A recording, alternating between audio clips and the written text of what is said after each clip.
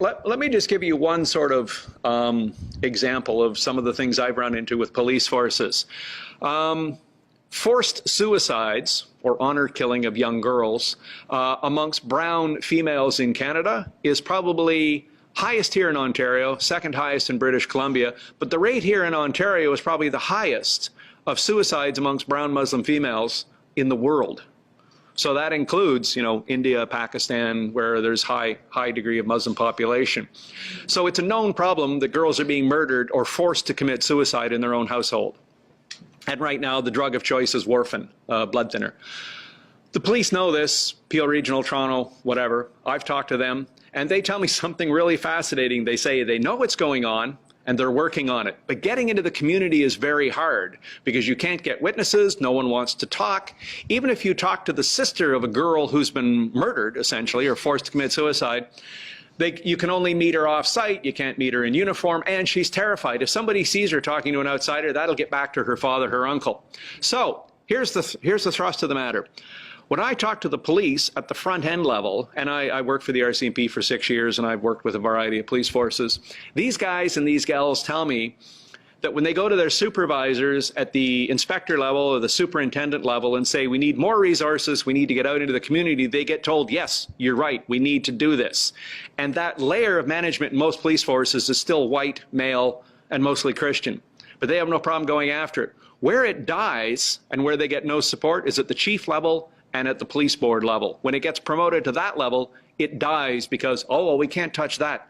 That's cultural. We can't touch that. That's religious. The politicians have got the chiefs of police so terrified, they don't even talk about this stuff. Chief Bordelot in Ottawa, when he was asked about all the shootings occurring in Ottawa right now, said he had no idea what was causing the increase in shootings. And everybody just kind of like, okay,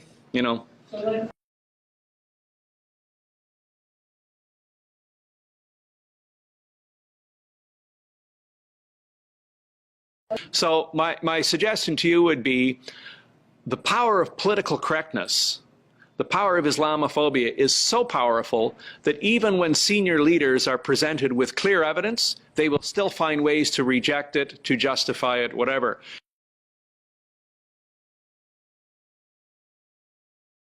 Just as an aside, I spent 1.5 years in Singapore working on an intelligence project on exactly this issue. How do you get senior leaders, chiefs of police, ministers, prime ministers, premiers, to listen to intelligence when it runs directly contrary to their dearly held beliefs? And I will suggest to you the power of political correctness is so powerful and it is so entrenched in Canada that you can literally show them physical evidence and they will find a way to ignore it, to justify it, to accept it, or to explain away why it's too difficult, or to say, well, that's a problem, but we have a bigger problem down there.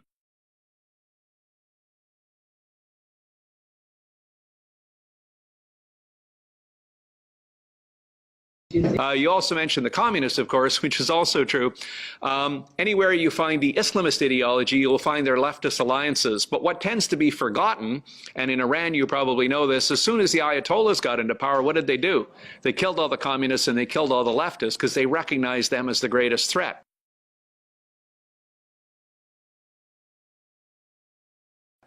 The head of Hezbollah was asked, why do you, Mr. Hezbollah, party of God, Hezbollah, party of Allah, party of God, why do you deal with leftists? And the answer was basically, not my problem. They're convenient, I'll work with them. When the time comes for them to meet their maker, that's their problem, not mine.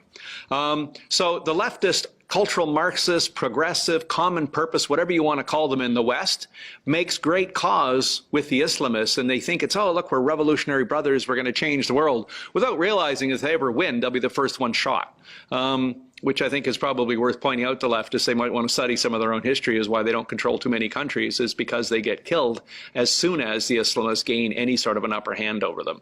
Somalia, Egypt, Lebanon, Iran, any of those examples.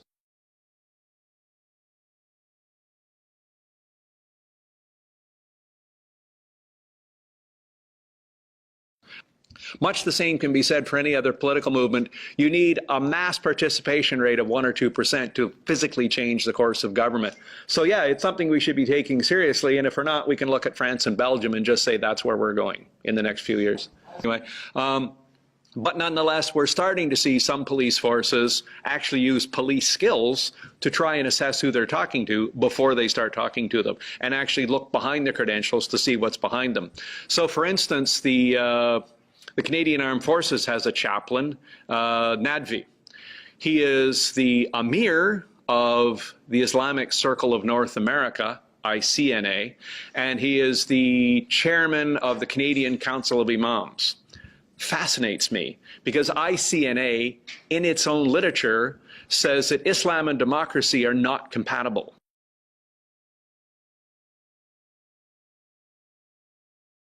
This is a founding principle of his organization. He believes in sexual slavery for women. He believes we should kill all the Jews. He believes we should kill apostates. And this is from material from their own website. It's not me saying this about them. It's not me accusing them of something. This is the material on their own website that they teach, that sexual slavery is all right, adulteresses should be stoned, thieves should have their hands cut off. All that sort of stuff that we say is stereotypical Islam, in fact, it's on their website, and they're not shy about hiding it. ICNA sisters were the people who brought the burqa case, or brought the burqa case or the niqab case to the Federal Court of Canada. So here's this guy who's a chaplain in the Canadian Forces, but he believes sexual slavery for women is okay. And I kind of sit there and go, hello, Government of Canada, maybe we should straighten this one out. We're either in favor of women having the vote and equal rights, or we're in favor of them as slaves. Let's pick one and go with it.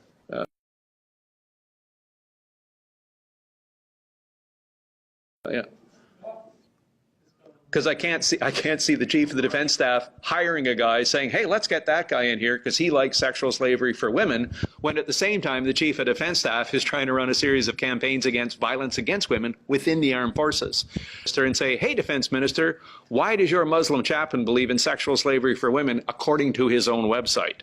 And why do you find this acceptable? And again, we get into this issue of cognitive dissonance. On the one hand, they say they're in favor of openness and democracy. On the other hand, they have an imam who says Islam is not, he literally says Islam is not compatible with democracy.